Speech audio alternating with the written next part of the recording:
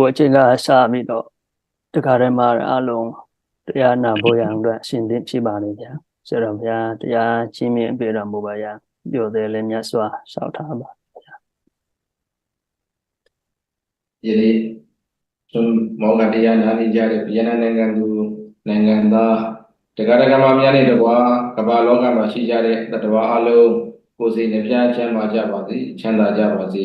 ဘေးပေါင်းရန်ပေါင်းတင်းကျပ်ကြပါစေလို့မေတ္တာပို့သပြီးတော့ယနေ့ညမင်္ဂလာသုံးတက်တရားပွဲစတင်ကြရအောင်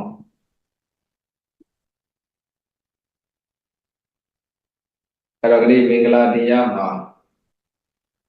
မာတာပိတုဥပဋ္ဌာနံဆိုတဲ့မင်္ဂလာတရားအကြောင်းဒီနေ့ပြောပြဟောပြပေးသွားမှာဖြစ်ပါတယ် Buổi pháp thoại tối hôm nay Ngài Tâm Tạng thứ 15 sẽ chia sẻ giảng giải về điều hạnh phúc thứ 11 ở trong 38 điều hạnh phúc, đó là Mata Pitu Upathanang, phụng dưỡng cha mẹ. Nghĩa của cụm từ Pali Mata Pitu Upathanang là Mata nghĩa là mẹ, Pitu nghĩa là cha,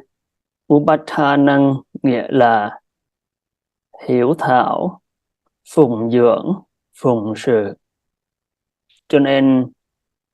khi gộp lại thì có nghĩa là phụng dưỡng mẹ và phụng dưỡng cha. Và Đức Phật dạy rằng Mata Pitu Upathanang Etang Mangala Muttamang, nghĩa là phụng dưỡng cha và mẹ là điều phúc lành cao thượng. Và ở trong cụm từ này chúng ta cần hiểu rằng Mata nghĩa là mẹ và Pitu nghĩa là cha. Khi kết hợp với chữ Upathanang nghĩa là phụng dưỡng cha và phụng dưỡng mẹ. Cho nên ở trong cụm từ này thì chúng ta cần hiểu ở đây là có hai điều phúc lành. Điều phúc lành thứ nhất đó là phụng dưỡng mẹ, Mata Upathanang, và thứ hai là phụng dưỡng cha, Pitu Upathanang. Cho nên ở trong cụm từ này thì bao gồm hai điều phúc lành, đó là phụng dưỡng mẹ và phụng dưỡng cha. Và trong cụm từ này khi đề cập đến mẹ nghĩa là mẹ ruột sinh ra mình chứ không phải là mẹ nuôi. Tương tự như vậy, khi nói đến cha ở trong trường hợp này là cha ruột chứ không phải là cha nuôi. Ở trong Tam Tạng Kinh Điển ta tìm thấy rất nhiều lời dạy của Đức Phật về công ơn sinh thành dưỡng dục của cha và của mẹ. Cho nên chỉ trong một bài pháp thoại thì có thể xong phần giảng giải liên quan đến sự phụng dưỡng mẹ và phụng dưỡng cha, và cũng có thể là không xong chỉ trong một cái bài pháp thoại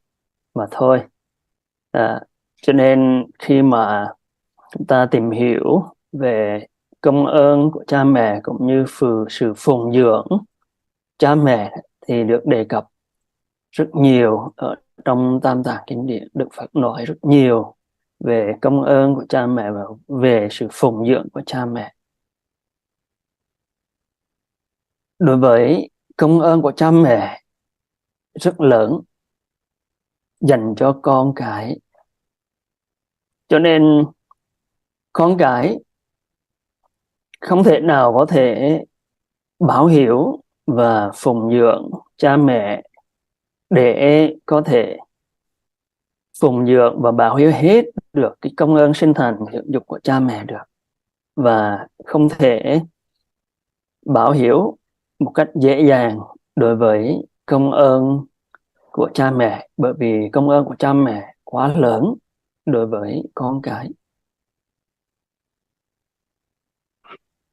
Vì vậy mà đối với những người con có hiếu thảo và có sự phụng dưỡng đối với cha mẹ thì Đức Phật dạy rằng những người con như vậy chắc chắn sẽ có sự hạnh phúc, thành công ở trong đời sống hiện tại, và nhờ phước báo hiếu phụng dưỡng cha mẹ đó mà sau khi chết thì những người con đó cũng chắc chắn sẽ tái sinh vào cảnh giới của chư thiên. Vì vậy mà dù một người có phải là Phật tử quy Tam Bảo hay không, nếu như người đó có hiếu và phụng dưỡng cha mẹ thì chắc chắn sẽ tái sinh vào những cảnh giới của chư thiên sau khi thân hoại mạng chung.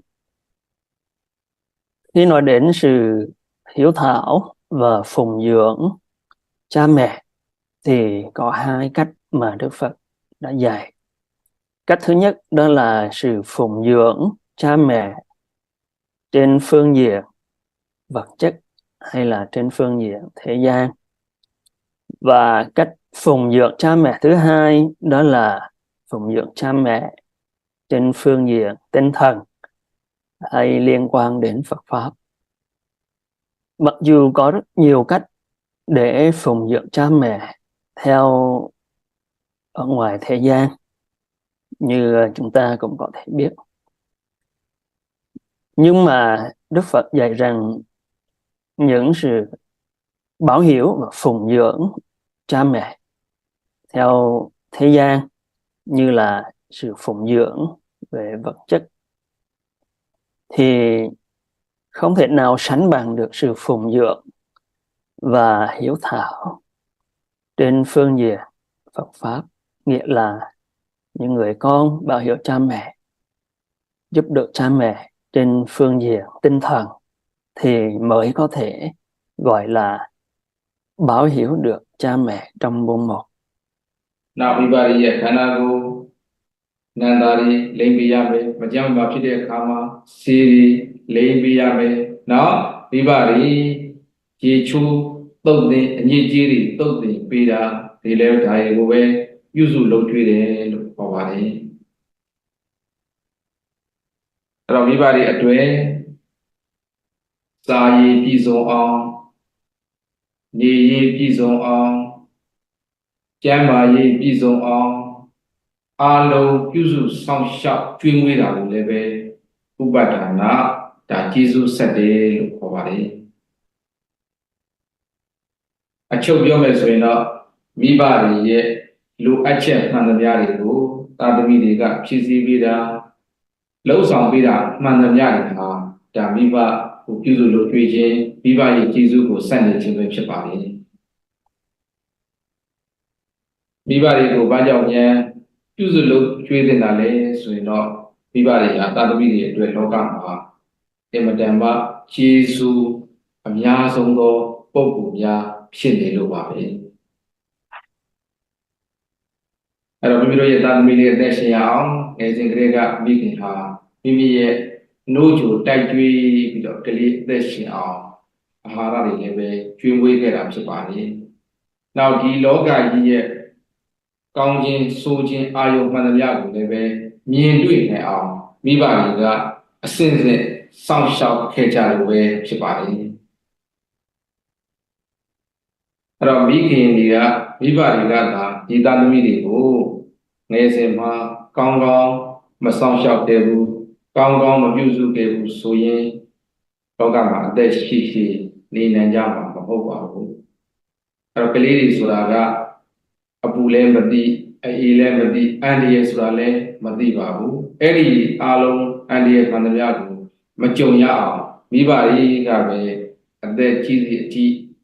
ကတိနားလည်တဲ့အထိပြုစုစောင့်ရှောက်ခဲ့ကြတာဖြစ်ပါတယ်ဒါကြောင့်အင်မတန်ကျေးဇူးများခြင်းဖြစ်ပါတယ်ဒါကြောင့်မြတ်စွာဘုရားကမိခင်မခင်တွေရာကျေးဇူးများလို့ဘုရားကဂုံပုတ်သုံးခုနဲ့ဂုံပြုခဲ့ပါတယ် အဲ့တော့ဂုဏ်ပြုခဲ့တဲ့စကားလုံးသုံးလုံးကနံပါတ်1ကဗျမ္မာနံပါတ်2ကပုပ္ပါစရိယလက်ဦးဆရာနံပါတ်3အာဟုနီယပူဇော်ခံထိုက်သူနာမည်3မျိုးနဲ့ဂုဏ်ပြုခဲ့ပါတယ်အဲ့တော့နံပါတ်1မိဘတွေရဲ့နာမည်ကိုဗုဒ္ဓဘုရားကဗျမ္မာလို့ဒီလိုနာမည်ပေးလိုက်တယ်အဲ့တော့ယနေ့မိဘတွေကိုဗျမ္မာကြီးတွေလို့လည်းပဲခေါ်ဆိုနိုင်ပါတယ်ဟိုးအထက်ကောင်းကင်မှာသာဗျမ္မာတွေရှိတာမဟုတ်ပါဘူးတဲ့ယခုလူပြည်မှာလည်းပဲဗျမ္မာကြီးတွေရှိပါတယ်အဲ့တော့လူပြည်ကဗျမ္မာတွေဆိုရင်မိဘ2ပါးပဲဖြစ်ပါတယ်အဲ့တော့ဗျမ္မာကြီးတွေရဲ့တန်တန်မှာမေတ္တာကရုဏာမုဒိတာဥပိ္ပခာခေါ်တဲ့ဗျမဇုတရား4ပါးရှိပါတယ်အဲ့ဒီဗျမ္မာကြီးတွေတန်တန်မှာဗျမဇုတရား4ပါးရှိတယ်လို့တဲ့မိဘတွေရဲ့တန်တန်မှာလည်းပဲမေတ္တာကရုဏာမုဒိတာဥပိ္ပခာဗျမဇုတရား4ပါးရှိလို့မိဘတွေကိုဗျမ္မာလို့ခေါ်ဆိုခြင်းဖြစ်ပါတယ်အဲ့တော့ယနေ့တရားနာနေကြတဲ့တရားဓမ္မတွေ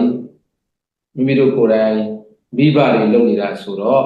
မိမိတို့တန်တန်မှာသာသမီတွေအပေါ်မှာဒီမေတ္တာကရုဏာမုဒိတာဥပေက္ခဗျမဇုတရား၄ပါးရှိပြီဆိုတာကိုယ့်ကိုယ်ကိုသုံးသပ်လို့ရပါတယ်အဲ့တော့နံပါတ်1မေတ္တာမိမိတို့ရဲ့ဝမ်းထဲမှာကိုယ်ဝင်လေးသူငယ်လေးရောက်နေပြီမွေးတော်မမွေးသေးဘူးမိမိဝမ်းထဲမှာကိုယ်ဝင်တည်တဲ့အချိန်တည်းကသာသမီတွေပေါ်မှာမေတ္တာလေးရောက်ပြီးသားဖြစ်ပါတယ်ဒီသာသမီလေးဟာဘယ်ချိန်များခြေလက်အင်္ဂါစုံလင်စွာနဲ့ကြမ်းကြမ်းမာချမ်းချမ်းသာသာနဲ့မွေးဖွားလာမလဲဆိုတဲ့မေတ္တာဓာတ်တွေဟာမမွေးခင်တည်းကသာသမီပေါ်မှာရောက်ပြီးသားဖြစ်ပါတယ်နောက်ကရုဏာဆိုတာကသနာခြင်းအဲ့တော့မိမိတို့ကလေးလေးမွေးဖွားလာပြီးငယ်ရွယ်ရွယ်မှာကလေးလေးရှင်လေးတွေတန်းလေးတွေကြဘိုးလေးတွေကြိုက်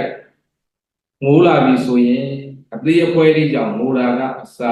မိမိတို့ရဲ့သားလေးပေါ်မှာသနာကျင်လာတဲ့ကရုဏာစိတ်တွေမိဘတိုင်းမှာရှိကြပါတယ်ဒါကြောင့်မိဘတွေတန်တန်မှာလည်းပဲမိမိသားသမီးပေါ်မှာသနာကျင်လာတဲ့ကရုဏာဓာတ်တွေလည်းအပြည့်ရှိကြပါတယ်နောက်မုဒိတာဝမ်းမြောက်ဝမ်းသာဖြစ်ခြင်းမိမိတို့ရဲ့သားလေးတွေသမီးလေးတွေဖြည်းဖြည်းနဲ့တက်ကလေးတွေရလာပြီးပြေးနိုင်လာပြီးစော့နိုင်လာပြီးနောက်ပိုင်းမှာဖြည်းဖြည်းနဲ့စာမေးပွဲတွေအောင်းလာပြီးပွဲတွေဒီကလေးတွေအစဉ်စဉ်ရလာပြီးဆိုရင်လည်းပဲမိဘတွေရဲ့စိတ်ထဲမှာဝမ်းမြောက်ဝမ်းသာမုဒိတာတွေဖြစ်ကြပါလေဒါကြောင့်မိဘတွေတန်တန်မှာမုဒိတာတရားလည်းအပြည့်ရှိနေကြပါလေ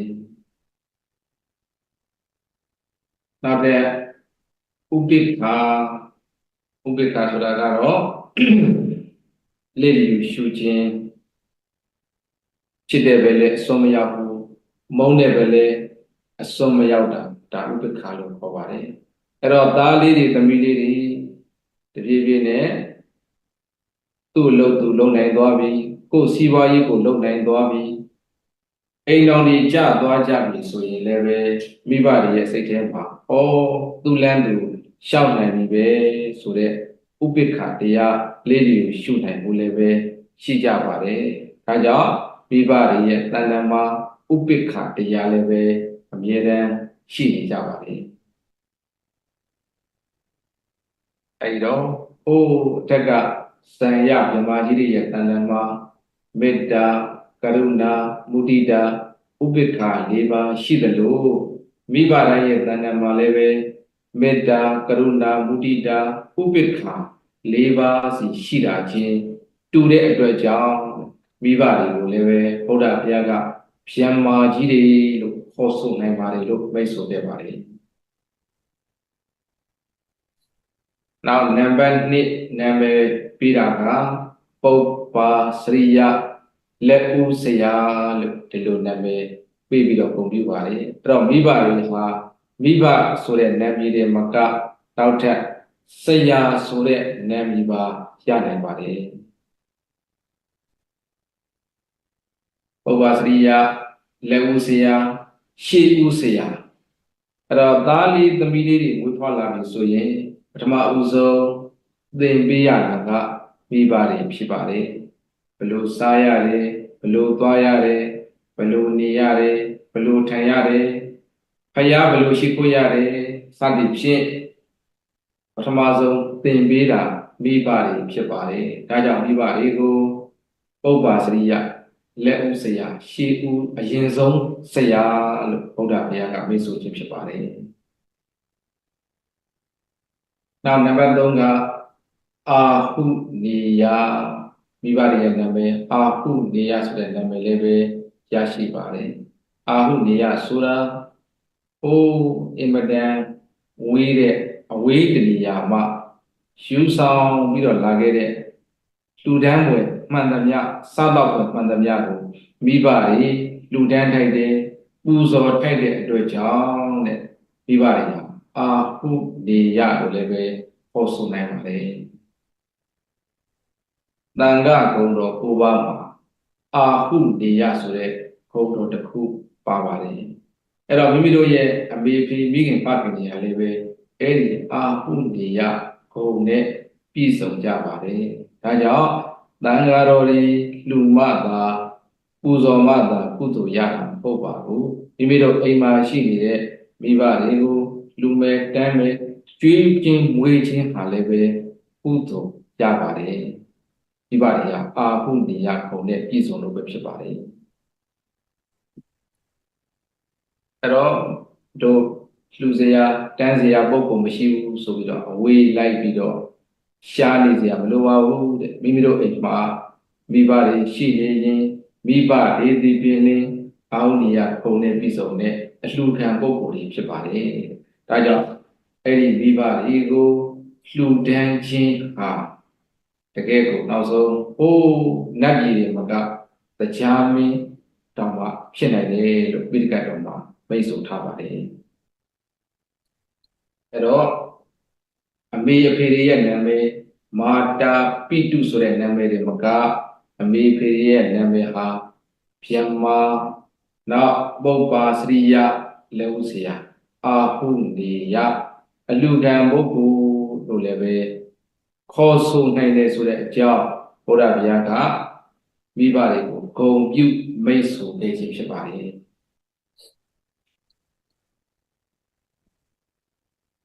တရားမင်းဖြစ်ဖို့ညာအတွက်ကျင့်ဝတ်9မျိုးရှိပါတယ်အဲ့ဒီကျင့်ဝတ်9မျိုးထဲမှာမာတာပတိပရံစံတုအဲ့တော့အမေအဖေတွေကိုပြုစုလုပ်ကြွေးခြင်းဆိုတဲ့အချက်တစ်ချက်လည်းပဲပါရှိပါတယ်အဲကြောင့်ဟိုးတရားမင်းဖြစ်တဲ့ပုဂ္ဂိုလ်မှန်သမျှဟာ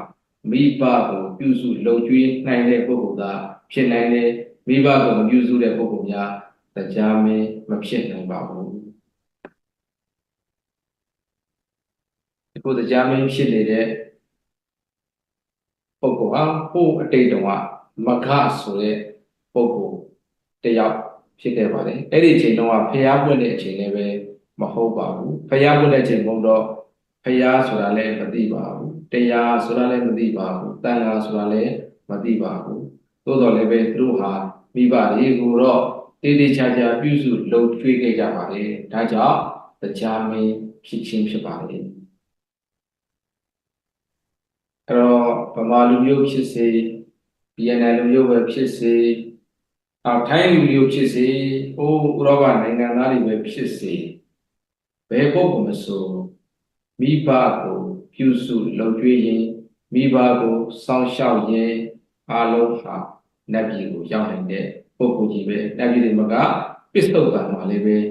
လက်ရှိကြီးပွားတိုးတက်ချမ်းသာခြင်းဟာလည်းမိဘပြုစုတဲ့အကျိုးတွေလည်းအများကြီးပါတယ်တမန်တော်မှာတော့နတ်ပြည်ရောက်နိုင်ပါတယ်အဲ့တော့ဘုရားလက်ထက်ကမာတုပောတကဆိုတဲ့ပုံသားကြီးတယောက်ရှိခဲ့ပူပါတယ် အဲ့ဒီမာတုဘောဓကမိဘကိုပြုစုလုပ်ကြည့်တယ်လို့အဓိပ္ပာယ်ရရှိပါတယ်အဲ့ဒီပုံသားမြတ်စွာဘုရားထံသွားပြီးတော့လျှောက်ထားပါတယ်မြတ်စွာဘုရားတပည့်တော်တရားတော်နိလန်းနဲ့သမင်းနေရှားကြံပါတယ်ဘုရားအဲ့ဒီတရားတော်နိလန်းနဲ့သမင်းနေအင်းနေရှားကြံပြီးတော့အမေအဖေတွေကိုတပည့်တော်ပြုစုပါတယ်ကျွေးမွေးပါတယ်အဲ့လိုလှုပ်တာတပည့်တော်မှန်ပါသလားလို့မြတ်စွာဘုရားကိုလျှောက်ထားခဲ့ပါတယ်မြတ်စွာဘုရားကပုံသားကြီးကိုမိန့်တယ်ပုံသားကြီးတရားတော်နိလန်းနဲ့သမင်းနေအင်းနေစားစရာကြီးရှားကြံပြီးတော့မိဘတွေပြုစုတယ်ကျွေးမွေးတယ်ဆိုတာကအင်မတန်ကောင်းမွန်တဲ့လုပ်ငန်းကောင်းမှုတွေကုသိုလ်တွေများစွာရရှိတဲ့လုပ်ငန်းတစ်ခုဖြစ်ပါတယ်အဲ့လိုလုပ်ငန်းလုပ်တဲ့အတွက်ကြောင့်ပြစ္ဆုတ်ပံမှာလည်းပဲပညာရှိတွေရဲ့ချီးမွမ်းမှုလေးစားမှုကိုခံရတယ်သိရင်လည်းပဲနတ်ပြည်ကိုရောက်ပါလေလို့ဘုရားဘုရားကိုယ်တိုင်မိတ်ဆိုခဲ့ပါတယ်အဲ့တော့အင်္ဂုတ္တရနိကေဒုက္ခနိဗ္ဗာန်မှာဘုရားဘုရားမိတ်ဆိုထားတဲ့စကားလေးလည်းပဲရှိပါသေးတယ်အဲ့တော့မိခင်ဖခင်တွေကိုအမေကိုလက်ရပခုံးပေါ်မှာတင်မယ်ဖေကိုကြတော့လက်ဝဲပခုံးပေါ်မှာထားပြီးတော့နှစ်ပေါင်း100ပတ်လုံးဒီပခုံးမှာထားပြီးတော့မိဘကိုပြုစုလှုပ်ကြွေးတော်လည်းပဲအဲ့ဒီနည်းနဲ့တော့ကျေစုမကျေနိုင်ဘူးလို့ဘုရားဘုရားမိတ်ဆိုထားပါတယ်အဲ့တော့နှစ်ပေါင်း100မိမိပခုံးပေါ်မှာထားပြီးတော့မိဘကို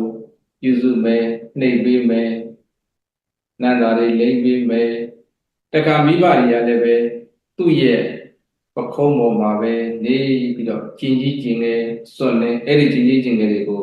တုတ်တင်တယ်ဒါနှစ်ပေါင်း100ပတ်လုံးလို့တော်လည်းပဲ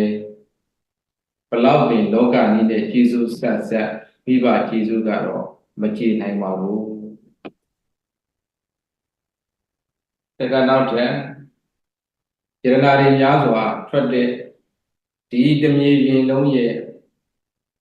ရှင်ဘုရင်စัจ जा မင်းဖြစ်အောင်မိဘတွေကိုလုပ်ပေးတော်လည်းပဲမိဘကျေးဇူးကတော့ဒီနည်းနဲ့ဘယ်လိုမှကြည်အောင်မဆက်နိုင်ဘူးလို့လည်းပဲမိတ်ဆိုပါတယ်အဲ့တော့လောကီကြီးတွေနဲ့ဘလောက်ပင်ပြုစု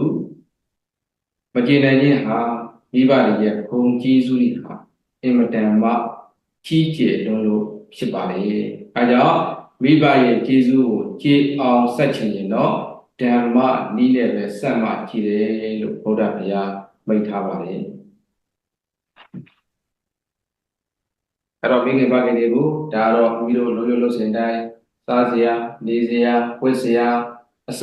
ရပြည့်စုံအောင်ဒါကျွေးမွေးရမယ်စောင့်ရှောက်ရမယ်ဒါတွေလည်းလှုပ်ဆောင်ရမှာဖြစ်ပါတယ်ဒီလောက်ကလေးလှုပ်ဆောင်နေုံနဲ့မိဘကြီးကျေးဇူးမကျေနိုင်သေးပါဘူးတဲ့မိဘကျေးဇူးကျေအောင်ဆက်တဲ့နည်းလေးနည်းဘုရားဘုရားအင်္ဂုတ္တရနည်းကမှာမိတ်ခဲ့ပါလေအဲ့ဒီလေးကြီးကိုရှင်းပြပါမယ်အဲ့တော့နံပါတ်1ကတရားတရားမရှိတဲ့မိဘတွေကိုတရားတရားရှိအောင်လှုပ်ဆောင်ပေးရမယ်အဲ့တော့တရားတရားနဲ့တရားတရားရှိအောင်လှုပ်ဆောင်ပေးခြင်းဟာဒါမိဘကျေးဇူးကျေအောင်ဆက်ခြင်းပဲဖြစ်ပါလေအဲ့တော့မိရဲ့အမေရဲ့ဖေတွေဟာဉာဏ်သုံးပါးကိုမကြည်ညိုဘူးဉာဏ်သုံးပါးပေါ်မှာအယုံကြည်မရှိဘူးဆိုရင်ဉာဏ်သုံးပါးကိုကြည်ညိုလာအောင်ယုံကြည်လာအောင်ကိုယ်တိုင်ဟောနိုင်ရင်ကိုယ်တိုင်ဟောပြောပေးရတယ်ကိုယ်တိုင်မဟောနိုင်ပြောနိုင်ရင်လည်းပဲဟောတတ်ပြောတတ်တဲ့ဆရာတော်တန်ဃာတော်တွေကိုပင့်ဖေးပြီးတော့ဒါဟောပေးပြောပေးခြင်းဟာလည်းပဲဒါကျေးဇူးကြည်အောင်ဆက်တဲ့နည်းဖြစ်ပါလေကံရဲ့ကျူတရားယုံကြည်မရှိတဲ့မိဘတွေကိုလည်းပဲယုံကြည်လာအောင်ပြုလုပ်ပေးခြင်းတရားမနာခြင်းနဲ့မိဘတွေတရားနာခြင်းလာအောင်လှုပ်ဆောင်ပေးခြင်းနောက် တရားတရားမနာခြင်းတဲ့ပုဂ္ဂိုလ်ကြီးနောက်တရားမထိုင်ခြင်းတဲ့ပုဂ္ဂိုလ်ကြီးကိုလည်းတရားထိုင်ခြင်းလာအောင်ပြောဆိုပေးခြင်းဤဟာဒါကျေးဇူးစံနည်းဒါကျေပွန်အောင်ဆက်တဲ့ဒီစနစ်တွေဖြစ်ပါတယ်။နောက်နံပါတ်2သီလမရှိတဲ့မိဘတွေကိုသီလရှိအောင်ဒါလှုပ်ဆောင်ပေးခြင်းဒါကျေးဇူးစံနည်းပဲဖြစ်ပါတယ်။၅ပါးသီလမလုံးရင်၅ပါးသီလလုံးကျုံအောင်ထိန်းနေအောင်နောက်၈ပါးသီလထိန်းနေအောင်10ပါးသီလတွေထိန်းသိမ်းနေအောင်ပြုလုပ်ပေးခြင်းဆောင်ရွက်ပေးခြင်းဟာလည်းပဲကျေပွန်သောကျေးဇူးစံနည်းဖြစ်ပါလေ။နောက်နံပါတ်3မိမိပစ္စည်းဥစ္စာတွေကိုနှမျောတွန့်တူမပေးခြင်းမကမ်းခြင်းနဲ့မိဘတွေကိုပေးခြင်းကမ်းခြင်းလာအောင်လှူခြင်းတန်းခြင်းလာအောင်လှုပ်ဆောင်ပေးခြင်းဟာလည်းပဲကျေပွန်သောကျေးဇူးစံနည်းဖြစ်ပါလေ။နောက်နံပါတ်4ပညာမရှိတဲ့ပညာနည်းတဲ့မိဘတွေကိုပညာရှိသွားအောင်အသိဉာဏ်တွေတိုးတက်လာအောင်လှုပ်ဆောင်ပေးခြင်းဟာလည်းပဲကျေပွန်သောကျေးဇူးစံနည်းဖြစ်ပါလေ။ဒီနေရာမှာပညာဆိုတာကတော့အမျိုးမျိုးရှိပါတယ်။ဒီတရားဓမ္မတွေနဲ့လိုက်ဖက်တဲ့ပညာကတော့ကာမတက္ကတသမာဓိဋ္ဌိပညာကံကံအကျိုးတရားကိုယုံကြည်တာကောင်းတာလုပ်ရင်ကောင်းကျိုးရတယ်ဆိုးတာလုပ်ရင်ဆိုးကျိုးရတယ်လို့သိတာဒါကာမတက္ကတသမာဓိဋ္ဌိပညာဖြစ်ပါလေ။နောက်ဝိပဿနာပညာအဲ့တော့မိမိရဲ့ခန္ဓာကိုယ်ယုံနိုင်တဲ့ဖြစ်ပုံပြပုံတွေကိုအိဋ္ဌဒုက္ခအနတ္တလက္ခဏာတွေသုံးပါးတည်ပြီးတော့ဝိပဿနာပွားများတဲ့အောင်လှုပ်ဆောင်ပေးခြင်းအဲ့တော့ဒါဝိပဿနာပညာလို့ခေါ်ပါတယ်။အဲ့ဒီဝိပဿနာပညာတွေရရှိအောင်လှုပ်ဆောင်ပေးခြင်းဟာလည်းပဲကျေပွန်သောကျေးဇူးစံနည်းဖြစ်ပါတယ်။အဲ့တော့ဒီခုဆရာတော်ကျောင်းမှာမကြာခင်က BNN မိသားစုတစုရောက်ရှိလာပါတယ်။သူတို့မှာမိခင်ကြီးပါလာပါတယ်။သူတို့ကရှောက်ထားတယ်။ဆရာတော်ဘုရားတဲ့နောက်တစ်ချိန်မြန်မာနိုင်ငံရောက်ဖို့ရန်မလွယ်ကူအောင်ဘုရားတဲ့ဒါကြောင့်မိခင်ကြီးကုသိုလ်ကောင်းမှုတွေအများကြီးရအောင်လို့ဒီတစ်ခေါက်မှာအာရပါရကုသိုလ်ကောင်းမှုတွေလုပ်ပေးပါလေလို့မိဘကျေးဇူးဆက်တဲ့နေနဲ့လုပ်ပေးတယ်ဆိုတဲ့အကြောင်းဒါဆရာတော်ကိုရှောက်ထားပါပါတယ်။အဲဒီလိုမိဘကိုကုသိုလ်ကောင်းမှုတွေလုပ်ဖြစ်အောင်လုပ်ပေးတာဟာဒါကျေပွန်သောကျေးဇူးစံနည်းဖြစ်ပါလေ။အဲ့တော့ချုပ်လိုက်မယ်ဆိုရင်မိဘကျေးဇူးကိုတကယ်ကျေပွန်အောင်ဆက်ချင်တယ်ဆိုရင်နံပါတ်1တရားတရားမရှိတဲ့မိဘတွေတရားတရားရှိအောင်လုပ်ပေးရမယ်။သီလမရှိတဲ့မိဘတွေသီလရှိအောင်လုပ်ပေးရမယ်။မလူချင်းမတန်းချင်းနှမျောနေတဲ့မိဘတွေလူချင်းတန်းချင်းလာအောင်လုပ်ပေးရမယ်။နောက်ပညာမရှိတဲ့မိဘတွေကိုပညာတွေရှိလာအောင်လှုပ်ဆောင်ပေးရမယ်။ဒီလေးချက်သာလှုပ်ဆောင်ပေးနိုင်ရင်မိဘကျေးဇူးကြည်အောင်ကြည်ပါလေ။ဒါမိဘဒီနည်းမှတပါအခြားနည်းတွေကတော့ကြည်အောင်မဆက်နိုင်ပါဘူး။ဒီနည်းတွေပါနဲ့ဆက်ရင်မိဘကျေးဇူးကြည်ပါလေဆိုတဲ့အကြောင်းဘုရားတရားကိုယ်တိုင်မိတ်ဆိုခဲ့ပါလေ။ကံကလေးမာတာပိတုဥပဋ္ဌာနံမိဘတွေကိုပြုစုလုပ်ကျွေးခြင်းနှစ်မျိုးဒါအချုပ်ကလေးမှတ်သားစေချင်ပါလေ။အဲ့တော့လောကနည်းနဲ့မိဘတွေနှိပ်ပေးတာနင်းပေးတာရေချိုးပေးတာစားတော့အနေအထိုင်ပြည့်စုံအောင်လုပ်ကျွေးပြုစုတာဒါလောကနည်းနဲ့ပြုစုလုပ်ကျွေးခြင်းဖြစ်ပါတယ်။သောတော်ကပြောခဲ့တဲ့တရားတရားမရှိတာရှိအောင်လုပ်ခြင်းစသည်ကတော့ဓမ္မနဲ့ကျေးဇူးစံနည်းဖြစ်ပါတယ်။ဒါကြောင့်လောကနည်းနဲ့လည်းမကဓမ္မနည်းနဲ့လည်းပဲကျေးဇူးစံနေအောင်ကြိုးစားကြပါလို့တိုက်တွန်းရင်းနဲ့ဒီနေ့မင်္ဂလာသုံးတရားကိုဒီကုန်းချုပ်ပါတယ်။အခုမာတာပိဋကဥပဋ္ဌာန်တရားမပြီးသေးပါဘူး။နောက်တစ်ပတ်ကြာမှကျန်တာကိုပြည့်စုံအောင်ဆက်လက်ပြီးတော့ဟောကြားပေးမှာဖြစ်ပါတယ်။ Sadhu, sadhu, sadhu.